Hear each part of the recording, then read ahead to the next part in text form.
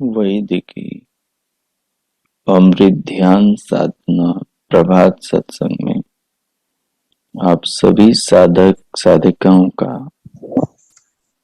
उपासक उपासिकाओं का हार्दिक स्वागत है।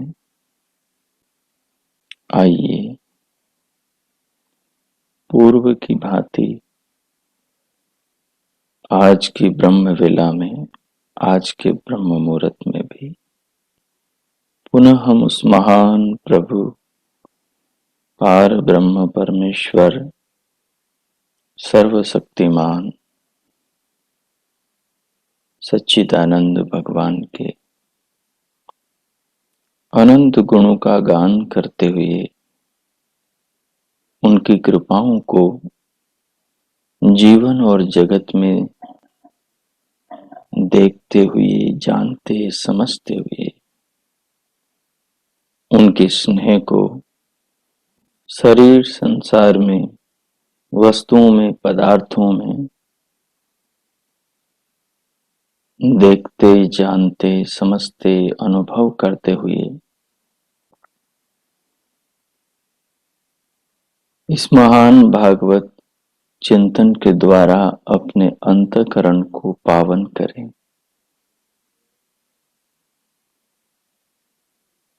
अपने चित्त को संस्कारित करें। मनुष्य जीवन बड़ा ही अनमोल है। अनंत कृपाओं से हमें प्राप्त होता है और मालूम भी नहीं कब तक ये रहेगा, क्योंकि सब कुछ अनिश्चित है। इसलिए हमें चाहिए जितना जल्दी से जल्दी और जितना अधिक से अधिक हम अपने अंतःकरण को पावन कर सकें, अपने हृदय को निर्मल कर सकें, अपने चित्त को महान आध्यात्मिक पावन संस्कारों से संस्कारित कर सकें, उतना करने का पूरा प्रयास करना चाहिए।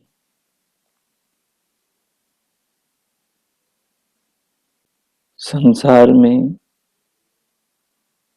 मनुष्य को सब चीजें मिल सकती हैं दोबारा, जीवन रहे तो, परंतु समय नहीं मिल सकता। जो हाथ की मुट्ठी से जीवन की रेत फिसल गई है, उसको फिर से नहीं लाया जा सकता। जो जीवन, जो आयु बीत चुकी है, वो किन कार्यों में बीती, उनसे हमने ज्ञान इकट्ठा किया, अज्ञान इकट्ठा किया,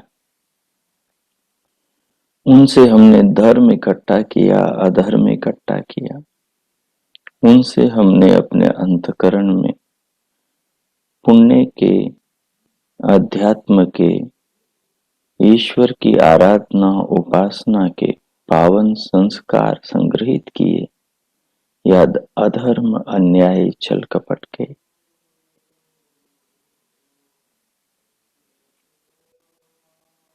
कौन से हमने व्यतीत हुए समय के प्रयोग से संस्कार इकट्ठे करे।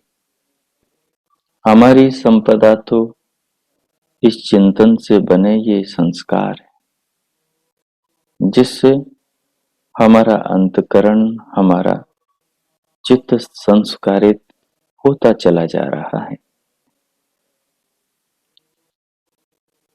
प्रभु अति कृपालु हैं, हम सब पर निरंतर कृपा करते चले जा रहे हैं। हर दिन हमें जीवन दे रहे हैं,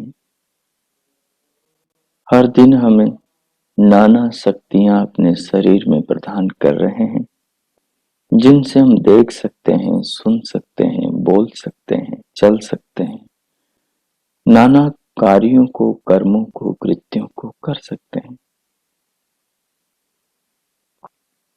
भगवान हर पल, हर क्षण हमारे जीवन की ज्योत को प्रज्वलित किए हुए हैं।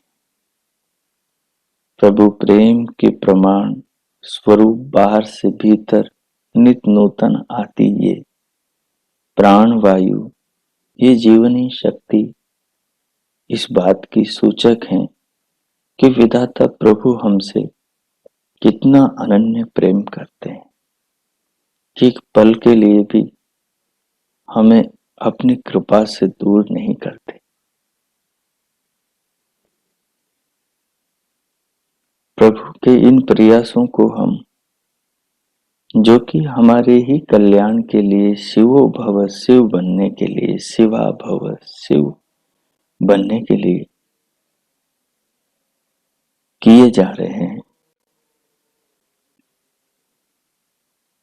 और हम भगवान के प्रयत्नों को कितने साकार कर रहे हैं, कितने जीवन में सार्थक कर रहे हैं, हमें इस बात पर विचार करना है कि जीवन तो बड़ा अनमोल है और समय दिनों दिन निकलता चला जा रहा है और मृत्यु सबकी अटल है और अनिश्चित है, किसी भी बहाने से आ सकती है। इसलिए सतर्क हो जाएं, सावधान हो जाएं, अपने आप को जाने, जीवन को, व्यक्तित्व को, सिर से पांव तक की इस देह को, इस शरीर के भीतर की क्षमताओं को और शरीर की ज्ञानेंद्रियों, कर्म इंद्रियों, अंतकरण, इन सब पर विचार करें। जो एकत्रित किया है, जीवन में इकट्ठा किया है, उस पर विचार करें, आगे की योजनाओं पर विचार करें, वर्तमान पर विचार करें और सोचें कि कौन सी संपदा हम साथ में ले जाना चाहते हैं, जो साथ में जा सकती है। भगवान ने कहा, ईशावास्यम इदं सर्वं यत्किंच जगत्याम जगत तेन त्यक्तेन भुंजीता मां गृधः कस्यचित् धनम्। धन तो किसी का नहीं हुआ, ये सदा से है उसका और उसी का रहेगा। फिर इसके लिए हम समय व्यर्थ क्यों करें? ये हमें उपयोग के लिए मिला है, जीवन की जरूरतों को पूर्ण करने के लिए मिला है और आगे बढ़ने के लिए, महान उपलब्धियों को पाने के लिए मिला है। जो अग्नि के पथ पर चलेगा, सुपथ पर चलेगा, अपने कल्याण के, अपने आप के पावन बनाने के सुपथ पर चलेगा, उसके मार्ग में इनकी कभी कोई कमी नहीं रहेगी। अग्नेय सुपथाराय, कहाँ कमी? जो मनुष्य बुरे कर्मों से अर्जित करके पापाचरण के संस्कार संग्रहित करता है और अपने अंतकरण को मैला करता है, वो मनुष्य चाहे तो धर्म पूर्वक, ज्ञान पूर्वक, सत्य आधारित वेदानुसार कर्मों को करके, परिश्रम करके जो चाहे वो पा सकता है। और सत्य के पथ पर चलकर अंतःकरण को सत्य के संस्कारों से सींच सकता है, क्योंकि अपनी प्रमुख संपदा संस्कार है। साथ में न रिश्ते जाएंगे, न संबंध जाएंगे, न लोग जाएंगे, न बच्चे जाएंगे, न पति पत्नी, न माँ बाप, न अड़ोसी पड़ोसी, न धन वैभव जाएगा, न कार मोटर जाएगी, न शानो शौकत जाएंगे, न ही जेक चेक जाएगा, न ही दुनिया में ये जो दम्भ अभिमान है कि मैं ये हूं वगैरह वगैरह, कुछ भी नहीं जाएगा। सारा अहम, सारी संपदा, सारी पहचान, सारे नाम रूप इस शरीर के साथ में ही छूट जाना है। साथ में तो अंतःकरण में केवल इस जन्म के किए कर्मों का संस्कार जाएंगे। तो इस बात पर अपने को मूल ध्यान देना चाहिए कि जो साथ में जाना है उसको हम इकट्ठा कितना कर रहे हैं और वो इकट्ठा कैसा किया जा रहा है। क्या वो दोबारा हमें मनुष्य का, मानव का जीवन दिला सकते हैं वो संस्कार की संपदा, या वो संस्कार हमें पशुत्व की ओर ले जाने वाले हैं। संस्कार ही तय करेंगे कि आगे हमें क्या मिलना है, किस योनि में जाना है।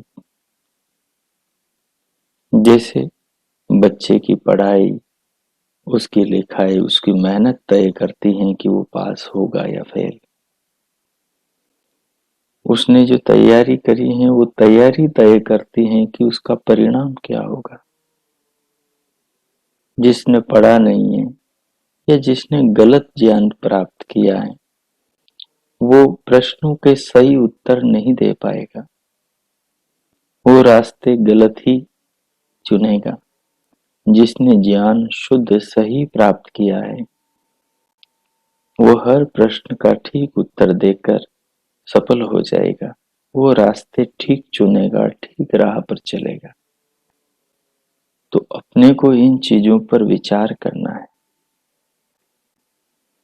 भगवान की कृपा प्रतिपल हम पर निरंतर हो रही है, जन्म से पहले से हो रही है। जब माँ के गर्भ में आए नहीं थे, पिता के मन में विचार चल रहा था, तब से ही हमारी योजना बन चुकी थी कि हमें कहाँ जाना है। और भगवान ने एक एक कोशिका को, शरीर के एक एक कण को गढ़ा है। हमारी देह के रोम रोम, एक एक कोशिका में उसकी महक, उसकी पहचान, पूरी देह उसकी कृति, उसका प्यार, उसका प्रेम है। तो भगवान तो हमारे कल्याण के लिए प्रतिपल लगे ही हुए हैं। बस हमें ही इस बात को समझना है कि जब विधाता हमारे कल्याण के लिए लगे हैं तो हम क्यों पीछे हैं। हम क्यों हिरण्मयेन पात्रेण में उलझे हुए हैं, क्यों लुभावने चमकीले संसार के आकर्षण में हम ईश्वर की प्रतिभा को नहीं देख पा रहे। क्यों हम इसके अंदर लोभ, लालच, इन्हीं चीजों को देख रहे हैं, जबकि साथ में जाना तो कुछ भी नहीं। तो जो जाना है उस पर विचार करना। संभूति असंभूति, हमें अपने ज्ञान को ठीक जरूर करना है। अगर ज्ञान ठीक नहीं हुआ तो हम गलत उपासना करने लगेंगे। गलत उपासना गलत ही संस्कारों का संग्रह करवाएगी। हमें संभूति की, सत्ता की उपासना नहीं करनी। संभूति की उपासना में आदमी हर चीज को सत्तावान मानकर उसको पाने के लिए अपने जीवन को मिले समय का दुरुपयोग करता है। जो चीज अपने साथ में जानी नहीं उस चीज के लिए बहुमूल्य समय का दुरुपयोग करना कहाँ की समझदारी। संभूतिम च विनाशम, संभूति विनाश की मार्ग है, विनाश की ओर लेकर जाएगी। संभूति जो चेतन है वो तो सत्तावान है, उसको तो सत्तावान ही मानना है, लेकिन जो जड़ है उन्हें भी सत्तावान मानकर, उन्हें स्थिर मानकर, उनको सदा बने रहने वाली वस्तुएं मानकर उनके पीछे ही रात दिन दौड़ लगाना, यही संभूति की उपासना है। जो संसार की वस्तुओं को सत्य मानेगा, उन्हीं की ही भावनाओं में, उन्हीं की इच्छाओं में, उन्हीं को अपने जीवन का लक्ष्य बनाकर कर्म करेगा,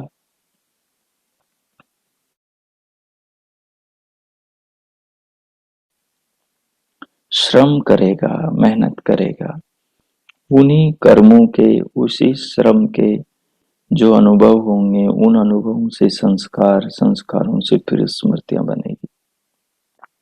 वो स्मृतियां फिर इंसान को उन्हीं कार्यों की ओर प्रेरित करेगी और ये संस्कार और स्मृति का चक्र निरंतर चलता रहेगा।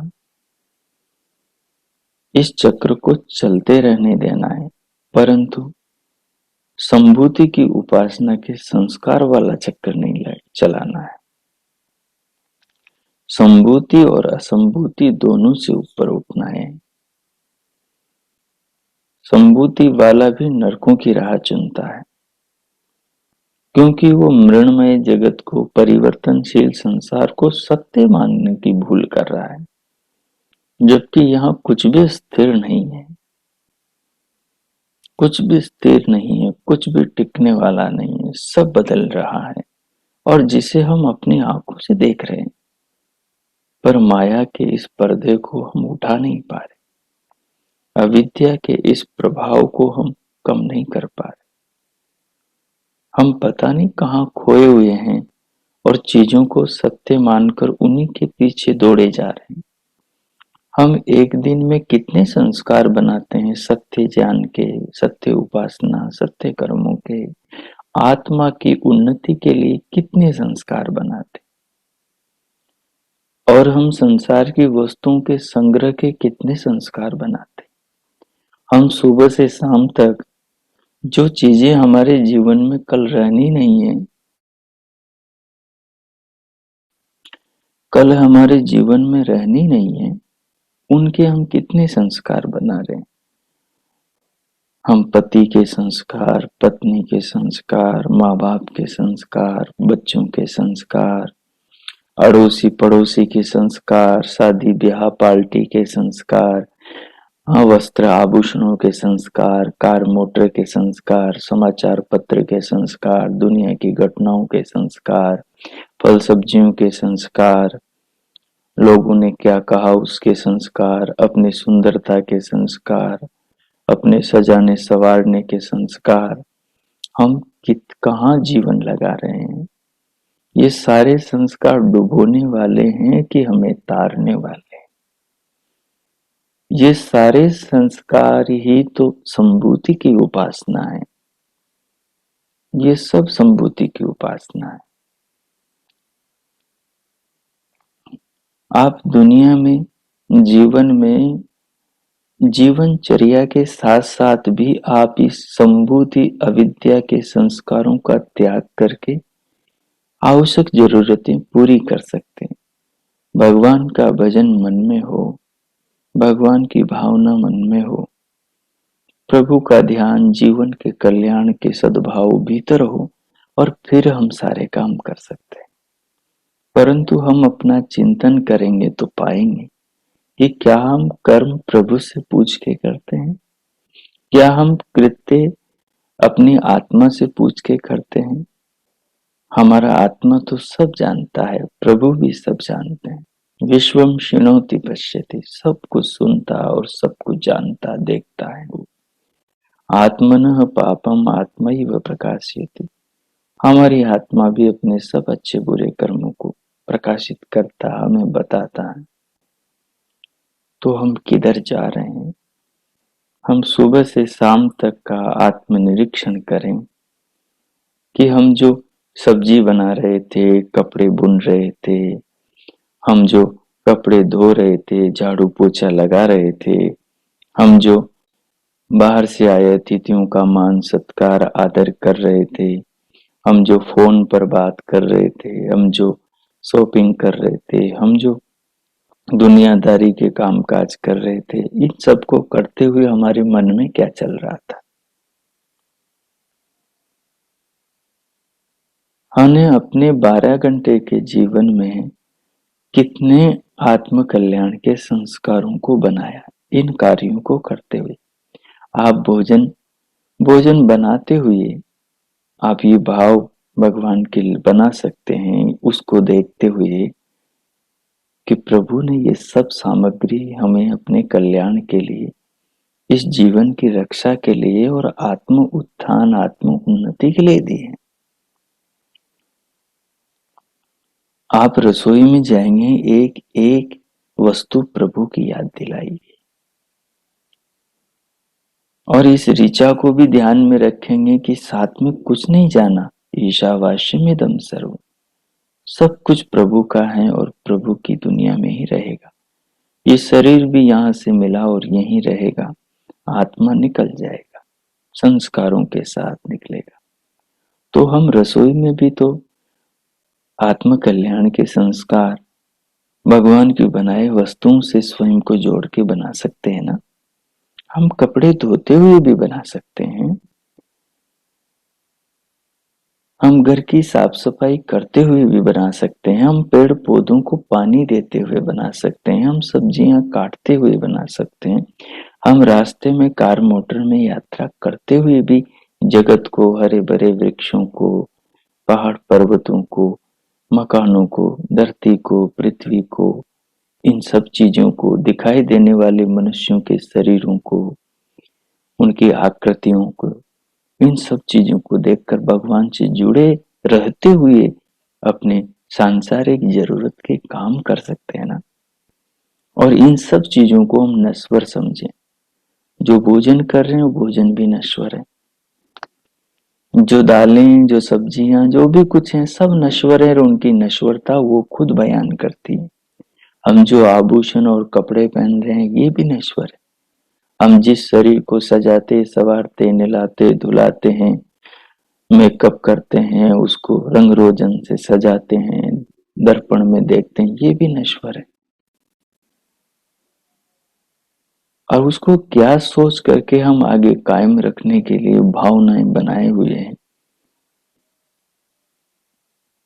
जिससे शरीर स्वस्थ रहे वो चीजें हम क्यों नहीं खाते, जिससे शरीर सुंदर रहे या और कुछ हो ऐसी चीजों का सेवन क्यों करते हैं। इसके पीछे क्या भावना है, संबोधि ही तो छिपी हुई है। हम चाहते हैं ये चीजें स्थिर रहें, जबकि सब नाशवान है। अगर नाशवान का भाव रहेगा तो वैराग्य की भावना प्रबल होगी, उलझन जकड़न संसार में फसावट कम होगी। तो हम संभूति की भावना में रत हैं, हम संभूति की उपासना कर रहे हैं।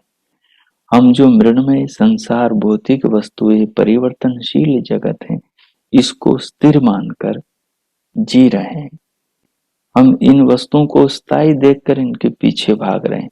अगर हम आज सोच लें कि शरीर नश्वर है, पति नश्वर है, पत्नी नश्वर है, बच्चे नश्वर है, माँ बाप नश्वर है, ये संबंध नश्वर हैं, क्षणिक हैं, क्षणभंगुर हैं, ये मकान, कोठी, बंगला, कार, ये खाने पीने की चीजें, सब्जी, ये फल, साकें, ये चांद, सूरज, ये धरती, आकाश, बीच की सारी दुनिया सब नश्वर है। अगर ये बोध हमारे भीतर जाग जाए तो फिर हमारी संभूति की उपासना छूट जाएगी। अगर ये बोध जागेगा तो फिर संभूति की उपासना छूट जाएगी। ये जो कर्मों में रत रहना है संसार को ही, संसार की संपदा को पाने के लिए, यही तो अविद्या है। इसी अविद्या से तो ऊपर उठना है अपने को। तो इस प्रकार तो इस संभूति की उपासना को समझें आप। और अब जीवन में प्रवेश जब करेंगे, आज के दिन में प्रवेश करेंगे, तो व्यवहार में झांकें, बार बार कृत्यों को करते हुए देखें कि मैं कर क्या रहा हूं, कहीं संभूति की उपासना तो नहीं कर रहा हूं, कहीं वस्तु को सत्तात्मक स्थिर मानकर तो इनका भोग, इनको पाने का प्रयत्न तो नहीं कर रहा हूं। इन वस्तुओं के लिए मैं पाप, इन वस्तुओं के लिए किसी को कष्ट की, इन वस्तुओं के लिए मैं अपराध तो नहीं कर रहा हूं। इन वस्तुओं के लिए मैं झूठ छल तो नहीं कर रहा हूं किसी से। इन वस्तुओं के लिए मैं ईश्वर को भूल कर आगे तो नहीं बढ़ रहा हूं। यही चिंतन अपने भीतर चलेंगे तो संभूति के संस्कारों से हम उपराम होंगे, संभूति के संस्कारों से हम छूटेंगे और विद्या के, सत्य के, यथार्थता के संस्कारों को संग्रहित करेंगे, जो मुक्ति में, उन्नति में, पुनर्जन्म में, अच्छे जीवन में, अच्छी जाति आयुर्भोग में सहायक बनेंगे। दूसरी चीज है असंभूति। ये भी कम खतरनाक नहीं है, इसमें भी हम बहुत रचे पड़े हैं, इसमें भी बहुत हम डूबे हुए हैं। असंभूति की उपासना, संभूति में हम चीजों को स्थिर मानकर उनके पीछे दौड़ लगाते हैं और जीवन के महत्वपूर्ण काल को, समय के बहुमूल्य रत्न को गवाते हैं। और असंभूति की उपासना में, असंभूति की उपासना में सब चीजों को अस्थिर मानकर, कुछ भी नहीं, कल कुछ भी नहीं रहेगा, तो आज भोग लो, आज खा लो, आज पी लो, आज पहन लो, आज ओढ़ लो, आज ऐशो आराम कर लो, कल किसने देखा, कल सब मिट जाएगा, कुछ भी नहीं बचेगा। खाओ पियो, छल कपट करो, लड़ाई झगड़ा करो, बेईमानी करो और बस अपनी जेब भरो, रिश्वत लो, काम मत करो, कौन देख रहा है। जो इस प्रकार की जो चार्वाक भावना है, ये नास्तिक भावना है, यही तो असंभूति है कि कल कुछ भी नहीं है, किसने कल को देखा, आज में जी लो, सब कुछ को भोग लो। इससे हमारे अंदर जो संस्कार बन रहे हैं, ये संस्कार हमें किधर ले जाएंगे, हमें इसी प्रवृत्ति की ओर ले जाएंगे। अगले जन्म में भी हमें नास्तिकता ही मिलेगी। और क्या हमारे ऐसे सोचने से पदार्थ अपने स्वरूप को बदल देगा? आत्मा तो नहीं बदलेगी। हर दिन हम ये सोच रहे हैं कि कल नहीं होगा, आज में कर लो अनाचार, अत्याचार, व्यभिचार, भ्रष्टाचार, छल कपट, सारे बुरे काम कर लो। लेकिन हम पिछले 50 सालों से जीते आ रहे हैं, हम 20 सालों से जीते आ रहे हैं, तो बताओ अभी तक मरे क्या? अभी तक तो जीवित हैं। लेकिन यही सोच कर कि कल किसने देखे कितने अपराध किए हमने, इनका फल भी तो हमें भोगना पड़ेगा ना। आत्मा तो नहीं मरेगा और परमात्मा भी नहीं मरेगा, ये तो दोनों अजर अमर है। हम भी अमर, दुनिया को बनाने वाला भी अमर है। हमने जो किया वो सब संस्कार, हमारे कर्म हमारे भीतर जमा है और उसके फल देने वाला भी विधाता ईश्वर भी यहीं पर है। हम इन दोनों सत्ताओं से कैसे बचेंगे? आत्मा सत्य का पक्षधर है। हम कितने ही अज्ञान के संस्कारों से, बुद्धि से चतुरता करें, लेकिन आत्मा तो सत्य बोलेगा। जो शरीर से आत्मा ने किया, वो संस्कार, वो सूचना, वो प्रमाण भीतर जमा हो गया कि तुमने ये किया। उसी आधार पर भगवान का सिस्टम अगले जन्म में लेकर जाएगा और जन्मांतरों में यूं ही भटकते रहेंगे। तो ये जो असंभूति की उपासना है, सबको अस्थिर मान करके आज में जो अनाचार करते हुए उसको भोगने की प्रबलता है, सारे जगत में यही चल रहा है। हम लोगों से पूछते हैं इन कर्मों के तुम्हें बुरे फल मिलेंगे, सच्चाई की राह पर चलो, अनाचार, अत्याचार, दुराचार के पथ पर मत चलो। लोग कहते हैं किसने कल को देखा, आज भोग लो, आज खा लो, आज पी लो। किसने भगवान को, किसने अगले जन्म को देखा? ये सब बातें दकियानुसी की, इन सब को छोड़ो। इस प्रकार आज का मूर्ख मानव सोचता है। लेकिन ये तो वो बोलता है जो पूरी तरह इन चीजों से परिचित नहीं है। हम तो इन चीजों से परिचित है, लेकिन हम यदि व्यवहार से अपने आप को समझें तो हम पाएंगे कि हम भी इसके पीछे चल रहे हैं। हम मान कुछ रहे हैं और कर कुछ रहे हैं। ये भेद व्यवहार से ही खुलेगा। अपने ज्ञानी होने का, अपने तटस्थ होने का, अपने विवेकशील होने का, अपने साधक होने का, ये जो भेद है, ये जो रहस्य है, ये अनावृत तभी होगा जब व्यवहार में हम ज्ञान के चक्षुओं से झांकने का प्रयास करें। इसलिए इस तत्व को समझें। ये जो असंभूति है, ये बहुत खतरनाक है। ये जो आदमी सोचता है मुझे कौन देखता है, कौन देख रहा है? कोई भी नहीं देख रहा। सुनसान है, एकांत है, सब और दीवारें हैं, किसी की नजर नहीं। चलो मैं पाप कर लेता हूं, ये उठा के खा लेता हूं, ये जेब में डाल लेता हूं, यहां मैं ये अपराध कर लेता हूं। बस यही तो असंभूति है कि आप ये मान रहे हो कि कोई देख नहीं रहा,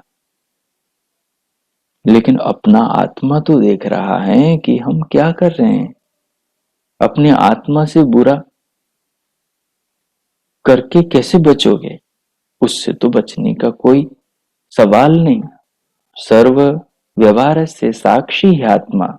मनुष्य के समस्त व्यवहारों का आत्मा तत्व साक्षी है। और सही सर्वविद सर्व करता, वो विधाता जो इसने संपूर्ण ब्रह्मांड को रचा, जो सबको जानता है, उससे हम स्वयं को कैसे छिपाएंगे? तो ये जो सोच है कि कोई नहीं देख रहा, जल्दी से अपनी जेब से दो और मेरी जेब में डालो, यही असंभूति।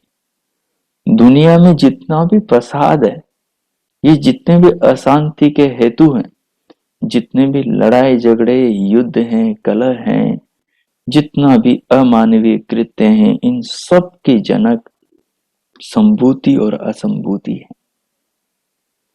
ये धरती नरक इन्हीं दोनों राक्षसी भावनाओं ने बना रखा है। इस धरती को नरक, इसके अमन चैन शांति, इसकी सुंदरता, इसकी ताजगी को इन्हीं दोनों भावनाओं ने उजाड़ रखा है।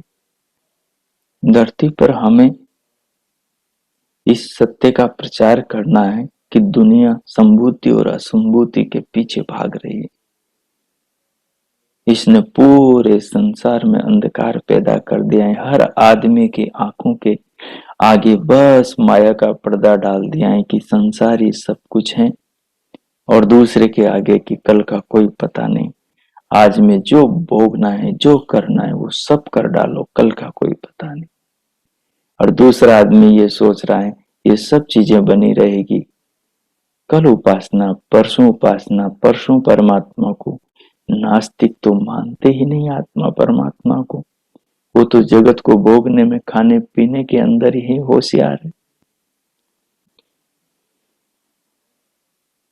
इन सब तत्वों को जानना है और जीवन को इस नरक की खाई से बचाना है।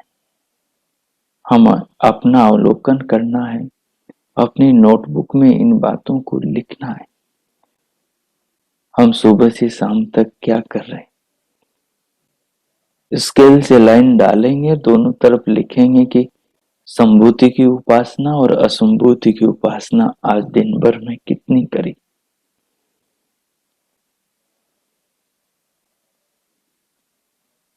तो अब हमें इन दोनों राक्षसी भावनाओं का, अमानुषी भावनाओं का, अविद्या की भावनाओं का बोध हो गया है।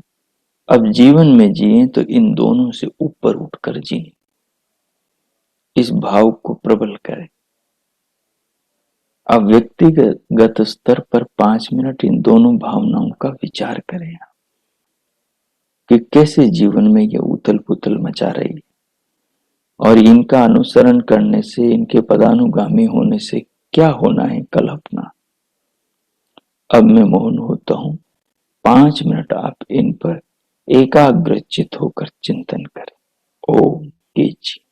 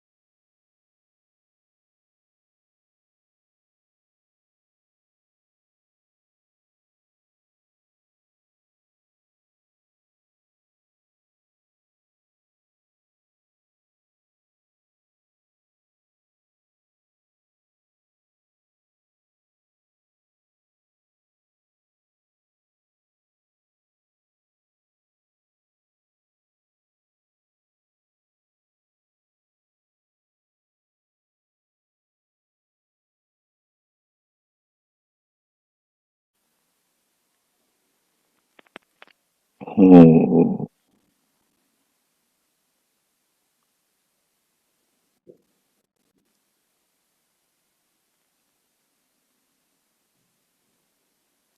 हो। इस प्रकार जीवन में, जीवन के व्यवहारों में, सुबह से शाम तक की तमाम क्रियाओं में संभूति और असंभूति की प्रवृत्ति को जांचने समझने पर चिंतन करते हुए अब हम विधाता प्रभु के हमारी आत्मा से, हमारे जीवन से जुड़े गुणों को, कृपाओं को, स्वरूप को थोड़ी देर चिंतन का विषय बनाएंगे। संभूति के अंतर्गत जिन पदार्थों को स्थिर समझा जाता है, जो कि नाशवान है, असंभूति के अंदर जिन पदार्थों को अस्थिर समझा जाता है और अपराध किए जा रहे हैं, जो कि सच में अस्थिर है, लेकिन उनका भोगने वाला तो अजर अमर है। इन दोनों बिंदुओं में एक के अंदर पदार्थ और आत्म तत्व और ईश्वर तत्व को नित्य माना जा रहा है, और असंभूति में आत्म तत्व, परमात्म तत्व को भी संसार के क्षण भंगुर वस्तुओं की भांति अनित्य माना जा रहा है। जबकि आत्म तत्व, परमात्म तत्व दोनों तत्व नित्य हैं और पदार्थ सब अस्थिर हैं। भगवान की इस माया, भगवान की इस व्यवस्था, भगवान के इस चमत्कार पूर्ण जगत के अंदर जो लुभावनापन है, जो आकर्षण है, जो पर्दा है, ये सब तब तक है जब तक इसके ऊपर साधक विचार नहीं करता, विवेक नहीं करता, इस पर चिंतन नहीं करता। जैसे ही चिंतन करना शुरू करता है, ये सारी चीजें अपने आप अपने सही स्वरूप में, अपने सन्मुख चिंतन में आने लगती है। सब ने जो भ्रमित करने के जो आवरण ओढ़ रखे हैं, ये सब आवरण उतरने लगते हैं। अब थोड़ी देर विधाता परमेश्वर से इसी भाव से जुड़े कि भगवान अग्नि स्वरूप है, और जो भी उसकी शरण में जाता है वो भी उसके जैसा हो जाता है। जैसे लोहा अग्नि की शरण में जाता है तो अग्नि जैसा हो जाता है। कोई भी मैली वस्तु अग्नि की शरण में जाती है तो चमक उठती है। स्वर्ण की सारी काली मां अग्नि जलाकर भस्म करती है और उसे कुंदन बना देती है। तो हमें अपनी आत्मा को भगवान की शरण में ले जाना है। इसका अर्थ होता है कि भगवान ने जो ज्ञान दिया है उस ज्ञान को जीवन में धारण करना है। इसका व्यवहारिक स्वरूप होगा जब भी हम संसार में कार्य करने के लिए उतरेंगे तो उससे पहले एक बार भगवान से पूछेंगे, अर्थात अपना विवेक की निगाह को, दृष्टि को एक बार पहले भगवान की ओर डालेंगे कि भगवान से क्या सीधा उपदेश आ रहा है। जब भी हम कोई कर्म करेंगे तो उसका संबंध केवल हमारी बुद्धि से और हमारे हृदय, हमारी भावना से न हो। उसका सीधा संबंध पहले हमारी आत्मा से होना चाहिए, ताकि आत्मा गवाही दे कि ठीक है तो करो।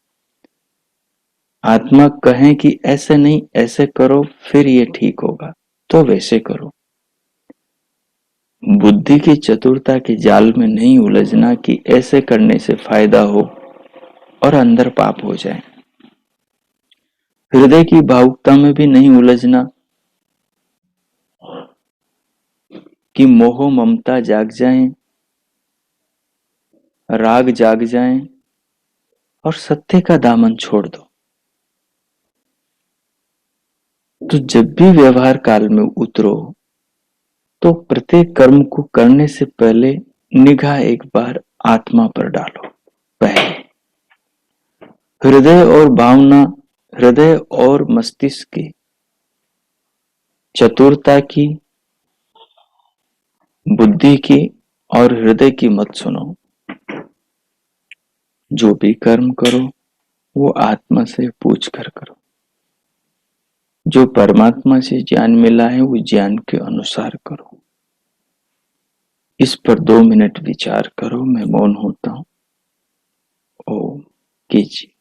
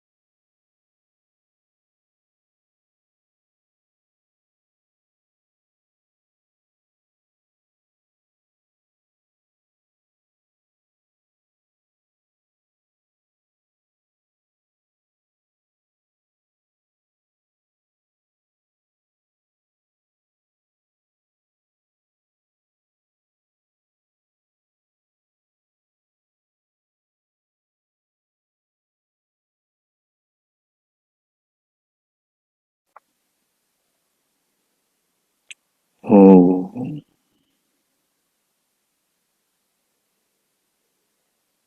ओम।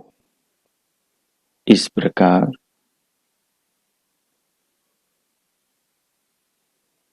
व्यवहारिक काल में कर्मों की सुधारने की इस प्रक्रिया को, इस दृष्टि को अपने अंदर स्थिर करें, मानस पटल पर अंकित करें, इसे सुरक्षित करें और अब भगवान का धन्यवाद करें जिसने ये जीवन दिया है, जिसने ये जगत बनाया है, जो प्रत्येक पल श्वास से हमारी जीवन की रक्षा कर रहा है, अपने प्रेम का प्रदर्शन कर रहा है। चांद सितारों में, वृक्ष लताओं में, फल फूल कंद मूलों में, शरीर में, शरीर के भीतर की शक्तियों में, दृष्टि में, नेत्रों में, श्रोत्रों में, ज्ञानेंद्रियों, कर्मेंद्रियों में, अंतकरण में, जिसकी चमक है, जिसका स्नेह है, जिसकी कृपा है, जिसकी महिमा है, उस विधाता को प्रणाम करो, उसको नमन करो, हृदय से, आत्मा से उसका सत्कार और धन्यवाद करो।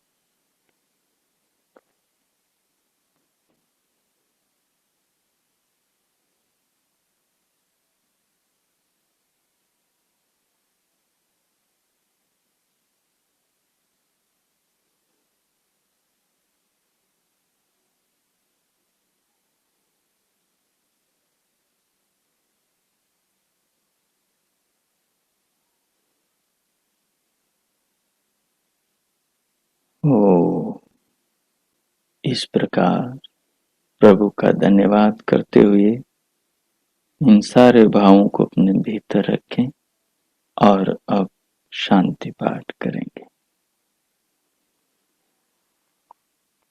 ओम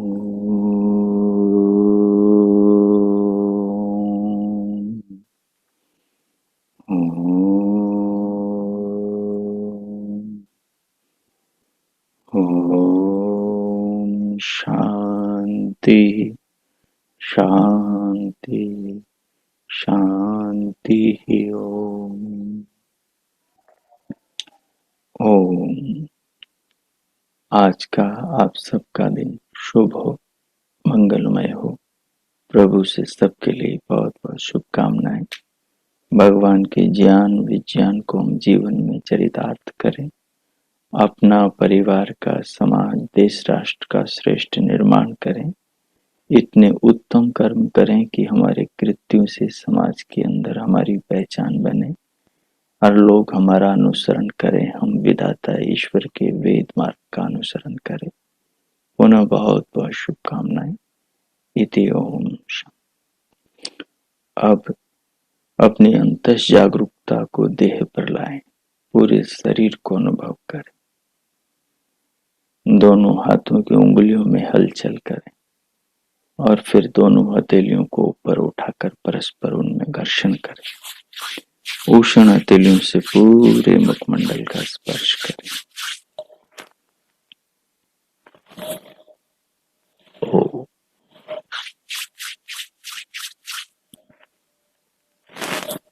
ओ फिर उंगलियों के मध्य से पलकें खोलते हुए भीतर से बाहर आ जाए। ओ सभी को नमस्ते।